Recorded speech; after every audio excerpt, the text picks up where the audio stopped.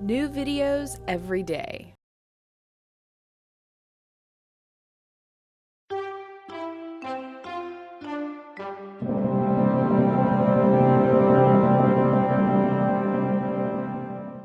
Hello and welcome to Psychology by Sandy. Do you like Starbucks? Do you know that if you drink too much coffee a day, you may have a mental disorder? Today we're going to be talking about caffeine-related mental disorders. Before we get started, I just want to let you know again, I am not making this up. I am getting this out of the American Psychiatric Association's Diagnostic and Statistical Manual for Mental Disorders. And there are 4 different disorders associated with caffeine. The first is 305.9, which is caffeine intoxication. The next is 292.89, which is caffeine-induced anxiety disorder. The next is 292.85, which is caffeine-induced sleep disorder. And the last is 292.9, my favorite. It's caffeine-related disorder not otherwise specified. Before I get started on the mental disorder for caffeine consumption, I just want to go over some interesting facts about caffeine. The first one is caffeine and coffee come from the Arabic word kave. Number 2, caffeine is the most commonly used psychoactive substance. What that means is caffeine is the most popular mind-altering drug in the world. Number 3, in North America, 90% of adults consume some form of caffeine each and every day. Number 4, the average American adult consumes about 26.7 gallons of caffeine each and every year. That's over 400 cups of coffee. Number 5, global consumption of caffeine is estimated at 120,000 tons annually. So where does caffeine come from?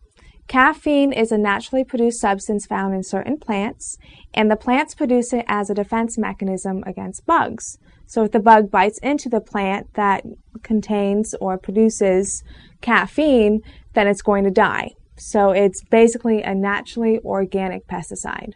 Caffeine is used as a commercial pesticide to spray on crops.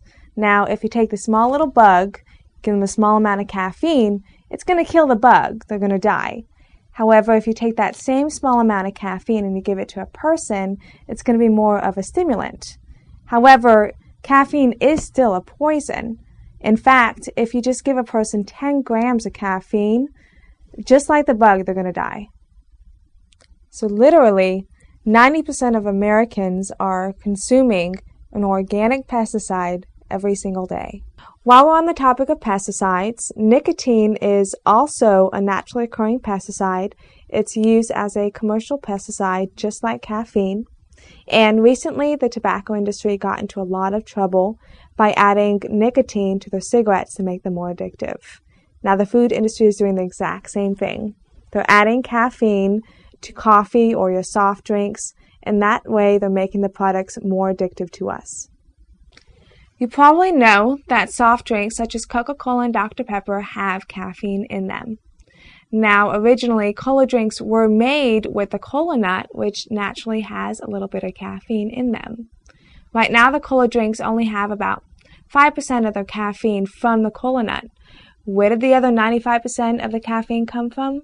It came from the decaffeinated coffee. They took the caffeination and they put it into your soft drink. And why did they do that, you may ask? Probably did it because the caffeine is very addictive. So they want you to purchase their products more and more so they can make some money. Caffeine is an addictive drug. And if you are addicted to caffeine and you don't get enough of it, you are going to go through withdrawal symptoms. Now, caffeine withdrawal is not contained in the DSM. However, they are planning on adding it to the next edition of the DSM. Now, I do want to read you something from Roland Griffiths, a PhD in psychiatry and neuroscience at Johns Hopkins. Caffeine is the world's most commonly used stimulant, and it's cheap and readily available, so people can maintain their use of caffeine quite easily. The latest research demonstrates, however, that when people don't get their usual dose, they can suffer a range of withdrawal symptoms, including headache, fatigue, difficulty concentrating. They may even feel like they have the flu with nausea and muscle pain. Now here's the list of caffeine intoxication symptoms listed in the DSM. 1. Restlessness. 2, nervousness, 3, excitement, 4, insomnia, 5, flushed face, 6, diuresis, meaning you have to pee a lot, 7, gastrointestinal disturbance, 8, muscle twitching, 9, rambling flow of thought and speech, 10, tachycardia or cardiac arrhythmia, basically your heart beats fast or at an irregular heartbeat, 11, periods of inexhaustibility, 12, psychomotor agitation, so you're a little bit twitchy or shaky. Now, one thing that's stupid about the DSM is they list caffeine intoxication as a disorder. They list caffeine-induced anxiety disorder, caffeine-induced sleep disorder, and they're about to list caffeine withdrawal as a disorder. However, they don't list caffeine addiction as a disorder. And I guess they really don't want to do that because that means 90% of Americans are mentally ill. Here in America, we have a lot of health issues, such as insomnia, irritable bowel syndrome, acid reflux, anxiety problems, hyperactivity, trouble concentrating, or ADHD-type symptoms. And all of these problems are associated with caffeine. So if you have any of these, caffeine is just going to make it worse. Now, I don't think caffeine usage is a psychiatric problem. Otherwise, 90% of Americans would have a mental illness. However, I do think it may become a health issue. And I do want to read you something from a study. It was funded by the National Institute on Drug Abuse. The researchers identified 5 clusters of common withdrawal symptoms: headache, fatigue or drowsiness, dysphoric mood, including depression and irritability, difficulty concentrating, and flu-like symptoms of nausea, vomiting, and muscle pain or stiffness. In experimental studies, 50% of people experienced headache and 13% had clinically significant distress or functional impairment. For example, severe headache and other symptoms incompatible with working. Typically, onset of symptoms occurred 12 to 24 hours after stopping caffeine, with peak intensity between 1 and 2 days, and for a duration of 2 to 9 days.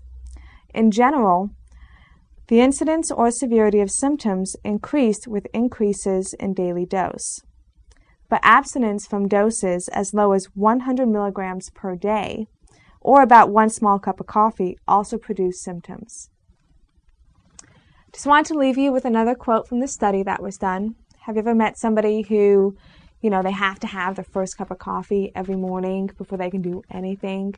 Just wanted to read this. It says, "The satisfying feelings and perceived benefits that many coffee users experience from their morning coffee appear to be a simple reversal of the negative effects of caffeine withdrawal after overnight abstinence."